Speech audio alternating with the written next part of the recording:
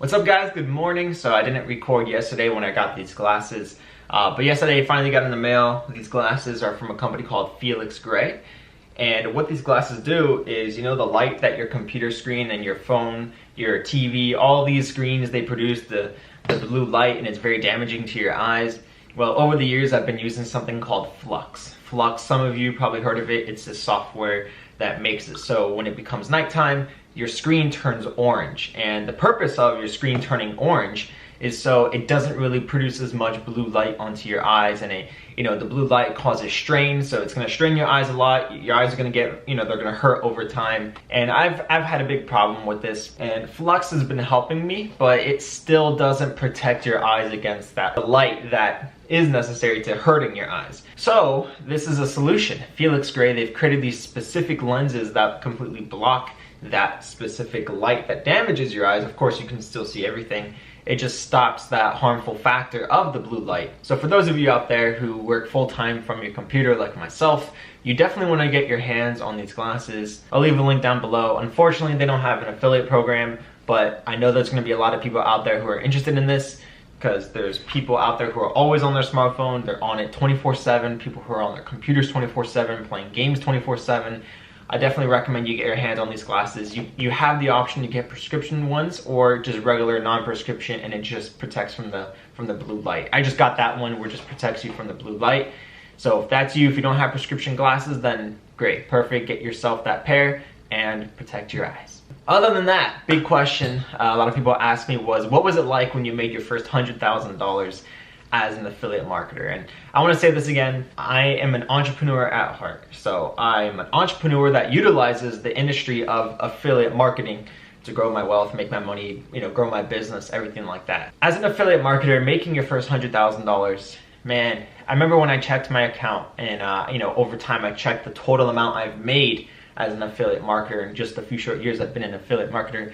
21 years old, checked my account, and I'm like, wow, I've made over $100,000 in total, and I didn't even know that. And it was pretty surreal looking at that. Once you truly understand how to get it to work for you, it becomes easier and easier to just replicate it over and over. For example, once you know how to sell your iPhone case, right? Back in high school, back to my original story again, like you guys know, when I sold my first iPhone case for $20, I asked myself, okay, how did I successfully make this sale? Oh, I made this sale because, I gave away a free sample to somebody, and they referred a bunch of people to me because they were naturally excited they got the product, so word of mouth, right? I'm like, okay, so let me just repeat that process over and over. So I'm like, okay, so for everyone I give away for free, usually I'll get around 2 to 3 sales because of that, depending on who the people are and how well I convert them. So what I did was I gave away about like 10 or 15 free cases. I had a bunch of people come to me, ended up buying the products, and that's how I got $1,000 in my first month selling those iPhone cases. So what I'm trying to tell you is, once you realize something works for you, you keep doing it and you keep replicating it over and over until you meet your goal. And then once you meet your goal,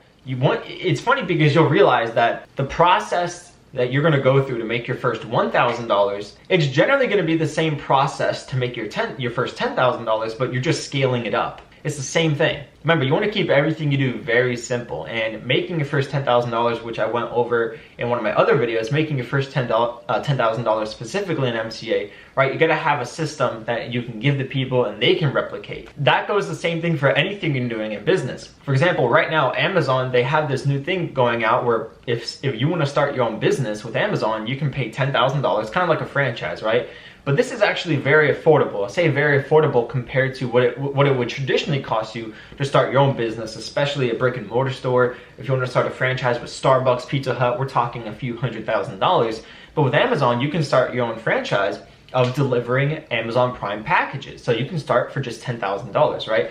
They have a duplicatable system where they can easily help you set up your own business, hire employees, get your own trucks, and start profiting within a few months, right? Or a few years, whatever it may be. So that's the beautiful thing. They have a system. A system, the acronym system stands for Save Yourself Time, Energy, and Money. So making your first $1,000 as an entrepreneur, you'll realize that it's the same concept to make your first $10,000, $100,000, even $1 million. You're just scaling it up as the time progresses and as your income grows. Now that I officially hit that $100,000 mark, now I just need to scale it up to $1 million. And I'm looking at it and I just did the numbers, I crunched numbers, I spoke with a few people. I'm like, okay, all I have to do is do exactly what I've been doing, but scale it up and ramp it up and tweak a few things here and there. Just because, you know, you made a 10 grand, just because you made 100 grand doesn't mean you keep doing the same thing. Of course, you want to have some enhancements. And here's the thing, another thing that I learned is that the more money you make, the more you have to take away from your business. And here's what I mean. I don't mean you take away good things. I mean, you take away things that are holding your business back. You guys know that quote, you know, when you hear that, less is more, less is better. That's the same thing. And generally in the beginning of whatever you're doing, you're adding a lot of things, which is okay because you want to see what works and see what doesn't. Then as you start to make more money, you realize that specific things of what you're promoting are making you the most money. So the things that aren't making you money at all or aren't making you that much money compared to the other products you're selling, you're gonna take away, which means get rid of those products that aren't making you that money. So let me give you an example. With MCA, they sell 2 products. That's it. They technically still sell 3 memberships, but on their homepage of motorclubofamerica.com, on their company's official website, they only focus on selling 2 products. That is the MCA Total Security Plan, which is for $19.95 a month, and then the MCA Security Plan for $9.95 a month. They focus on selling those 2 memberships because those are the 2 most popular memberships, from my opinion, from what I can see. The $9.95 plan is the cheapest one they have, and the Total Security Plan is the most expensive one they have. So Total Security has the most benefits, and Security has the least amount of benefits, but it's the cheapest one. So it makes sense why those 2 are the most popular, because the cheapest one is targeting those who don't have much money, and the Total Security Plan is targeting those who do have the money, right? Even though it's only a $10 difference, it's not that much of a difference. It's more of a psychological thing. So I can completely understand why they took away the Security Plus plan, which was in the middle, for $14.95. And it was because I think the reason why they took it away is because not many people really knew about it. They didn't really advertise it as much as the Security and the Total Security Plan. Basically what I'm trying to say is, in order for them to grow, they realized that they had to remove the product that hardly anyone ever knew about. And they realized, oh, we're getting more sales to Total Security and more sales to Security. We're not getting that many sales to Security Plus, so let's just get rid of Security Plus. And of course, if you purchase the Security Plus membership, you still have access to those benefits until you cancel. If you cancel, you can't reactivate it because they no longer have it. Assuming they were to get rid of it. So that's what I'm trying to say. That's another thing I learned, is that once you hit your first $100,000, that's kind of the point for you to realize, okay, what got me here to this point, and what can I do to take away from my business that's no longer serving my business any purpose, right? So for example, I look through all of my subscriptions and all the products I have to help run my businesses, and I'm like, you know, this isn't really serving me a purpose anymore. It's not really helping me. It's not really growing my business that much anymore because I have a new service. It's cheaper, it's half the cost, and it's twice as productive. So let me just get rid of this other product that costs 25 bucks a month because I'm only spending 10 bucks a month now at this one, and it's better, right? So that's what I'm saying. Every time your income 10x's, that's a time for you to audit your business and ask yourself, are these specific tools and resources necessary anymore? So that's gonna help you with cost, efficiency, productivity, everything like that. It just makes it a lot easier on your brain because you're not cluttered with all these, you know, bills and expenses. It just makes it easier for you. So all in all, I would say it's been an amazing journey, and I can't wait now to hit million, right? I'm gonna skip straight to the million part. I don't care about hitting 500K, 600K. I just wanna go straight to millionaire, right? Isn't that everyone's goal? But you gotta hit 6 figures first in order to get to that $1 million goal. There are some people out there who just completely bypass 6 figures and they just go straight to millions, right? Everyone's different. Your journey is gonna be completely different from my journey. So I just want to let you know, if I can do this at 21 years old, you can do this as well. There's nothing stopping you. You just gotta keep doing it, be consistent, and in the beginning, even if you have no idea what you want to do as an entrepreneur, what you have to realize is no one's gonna figure it out right away. You're gonna have to do a lot of things. Some things you wanna do, some things you don't wanna do, but it's kind of like getting multiple jobs to find that one job that you love. I think there's nothing wrong with jumping from company to company when it comes to a job, but also that shows indecisiveness. It shows that you have an indecision towards what you want to do. So you want to narrow it down. If you have a certain interest, try getting a job in that field of interest right away. Don't start going from company to company to see what you want to do in life.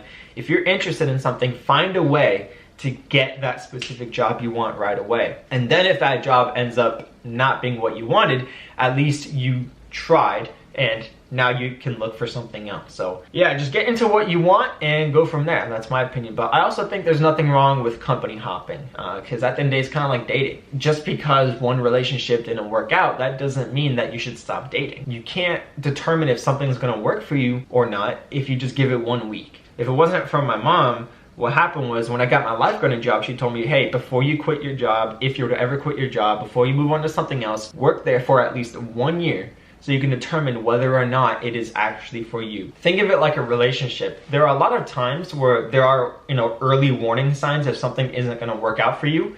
But I do believe that 1 year is the perfect amount of time to determine if something is right for you or not, because it gives you the time to go through all the ups and downs and all the emotional swings that every relationship is going to go through. And a relationship could be for business, personal, work, right? Anything like that. Give it 1 year, right? If you're an MCA and if you haven't made a sale in 6 months, keep going for 6 more months and try it out, because you may have your breakthrough tomorrow, but you won't know if you quit today.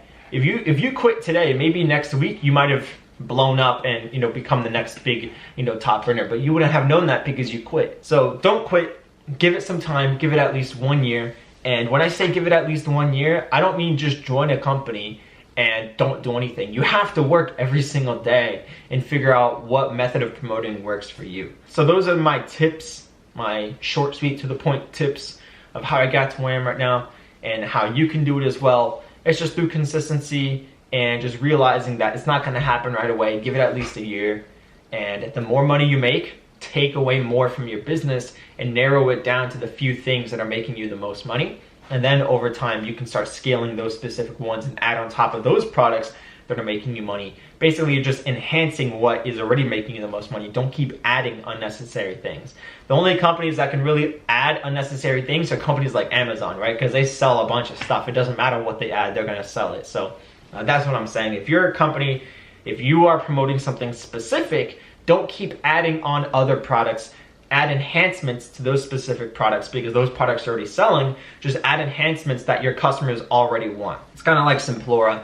A lot of my customers want an affiliate program, right? So I'm not gonna add a product to Simplora that has nothing to do with Simplora just to add value to my company. No, that actually takes away value, because now you're adding different services that have nothing to do with each other, right? It's like selling credit repair and coffee. You get it? For example, if my customers want an affiliate program, I'm gonna find a way, okay, that seems reasonable. My customers want an affiliate program, they can get compensated for referring others, so that's what I'm looking into. So that's what I'm saying. Find enhancements for the products that are already selling and making you the money. Hopefully that gave you some good insight towards what's going on right now for my business and what I'm currently doing. Don't forget, hit the like button. Shows me you appreciate this free content and keep providing you. And hit the subscribe button. My goal is to hit 10,000 subscribers by the end of this year. I really do think we're gonna hit that. That's it, take care, and don't forget, any information you want to learn about my MCA course, Video 50K, joining my MCA team, all the links are down below to all my tools and resources as well that I currently use for my business, for Simplora, and for my MCA business. So that's it, guys. Take care, and I will see you in the next video. Bye.